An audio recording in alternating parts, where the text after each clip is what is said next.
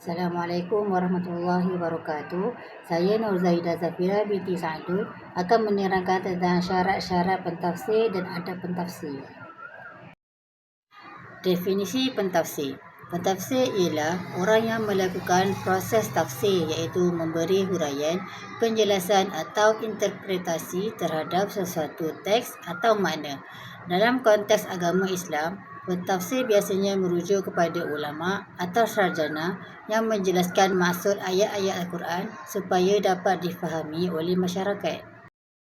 Antara syarat-syarat pentafsir ialah menguasai bahasa Arab iaitu memahami nahwu, sharaf dan balaghah untuk menyingkap maksud ayat dengan tepat. Yang kedua ialah ilmu alat iaitu usul fiqh, ilmu hadis dan ilmu qiraat sebagai asas memahami teks. Yang ketiga ialah ilmu syariat, mengetahui hukum hakam Islam agar tafsiran selaras dengan syariat. Yang keempat ialah ilmu berkaitan tafsir iaitu memahami asbab an-nuzul, sebab turunnya ayat serta konsep nasikh dan mansukh. Yang kelima ialah keimanan dan ketakwaan, bebas daripada hawa nafsu dan kepentingan dunia supaya tafsir tidak dipengaruhi kepentingan peribadi. Yang keenam ialah akal yang sejahtera iaitu mampu berfikir secara kritis, adil dan tidak berat sebelah. Antara adab pentafsir ada 6. Yang pertama ialah ikhlas iaitu pentafsir mesti menafsir dengan niat kerana Allah semata-mata, bukan untuk mencari keuntungan dunia atau kepentingan peribadi. Ikhlas menjadikan tafsirnya lebih berkat dan diterima. Yang kedua ialah tawaduk. Pentafsir tidak boleh mendakwa tafsirnya paling mutlak kerana tafsir adalah usaha manusia memahami wahyu. Sikap rendah hati membuka ruang kepada perbincangan dan pandangan ulama lain. Yang ketiga ialah berhati-hati. Pentafsir wajib memastikan dirinya memiliki ilmu yang cukup sebelum menafsir. Menafsir tanpa ilmu boleh membawa kepada kesesatan dan salah faham terhadap ayat Al-Quran. Yang keempat ialah menghormati ulama terdahulu. Pentafsir perlu merujuk tafsir klasik sebagai panduan kerana ulama terdahulu mempunyai kedudukan ilmu yang tinggi dan menjadi rujukan utama dalam tradisi Islam. Yang kelima ialah tidak melampaui batas.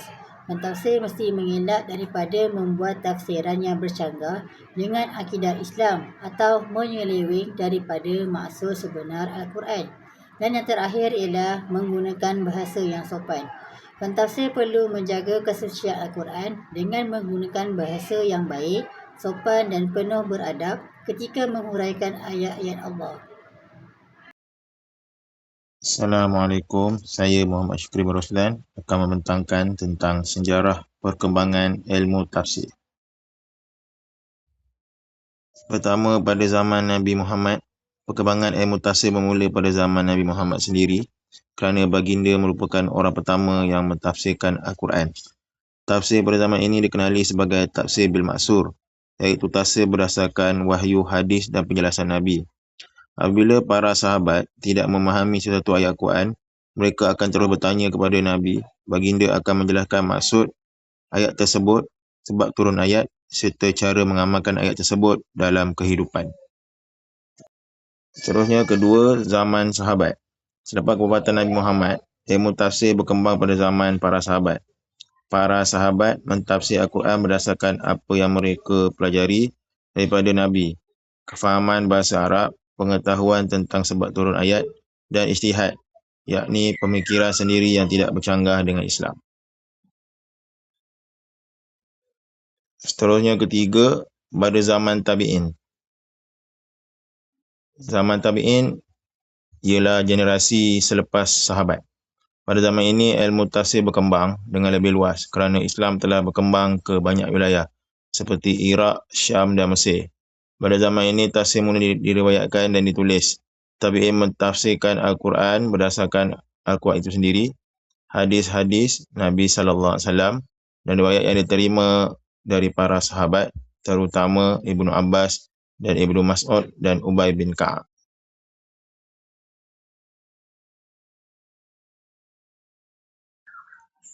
Seterusnya, zaman tadwin. Zaman tadwin atau zaman pembukuan tafsir. Zaman ini bermula sekitar abad kedua Hijrah apabila ulama' mula membukukan tafsir secara lengkap. Antara kitab tafsir yang terkenal ialah Tafsir At-Tabari, Tafsir Ibnu Katsir, Al-Kasyaf dan Al-Jami' li Ahkam Al-Quran. Pada zaman ni muncul pelbagai bentuk tafsir seperti tafsir bil maksur, yakni riwayat, tafsir bil ra'yi, pendapat ataupun ijtihad, tafsir fiqh, tafsir bahasa, tafsir sains dan tafsir sufi. Kesimpulan, ilmu tafsir merupakan satu ilmu yang sangat penting dalam Islam kerana melalui ilmu tafsir, umat Islam dapat memahami maksud sebenar ayat-ayat Al-Quran dengan betul dan tepat. Bukan sekadar membaca tanpa memahami maknanya, ilmu tafsir merupakan kunci untuk memahami Al-Quran dengan betul dan menjadi panduan kepada umat Islam dan kehidupan. Kerana tanpa tafsir, manusia tidak dapat memahami maksud sebenar ayat Al-Quran secara mendalam. Terima kasih.